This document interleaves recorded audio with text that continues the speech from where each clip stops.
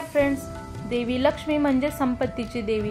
तिच्या कृपेशिवाय माणसाच्या आयुष्यात आर्थिक संपन्नता येत नाही। महालक्ष्मीच्या कृपेविना धनप्राप्ती होणे अशक्य असते। त्यामुळे लक्ष्मी मातेला प्रसन्न करून घेण्यासाठी मंगळवार शुक्रवारच्या दिवशी हा उपाय करावा।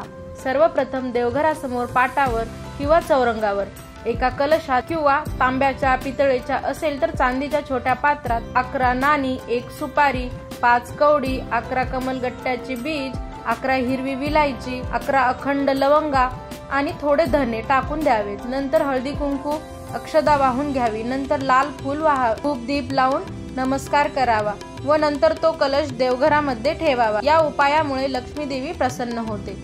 कलशात टाकलेल्या वस्तू लक्ष्मीचे प्रतीक आहे। सुपारी हे हिंदू शास्त्रात सुपारीला देवी स्थान आहे। गणपतीचे प्रतीक सुपारी ही धनात वाढ करते, त्याचबरोबर सुख समृद्धीही वाढवते।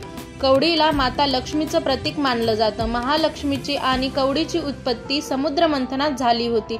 कवडी ही धन आपल्याकडे आकर्षित करते, तसेच शांती आणि आध्यात्मिक उत्साह प्राप्त करते, आर्थिक समस्या दूर करते।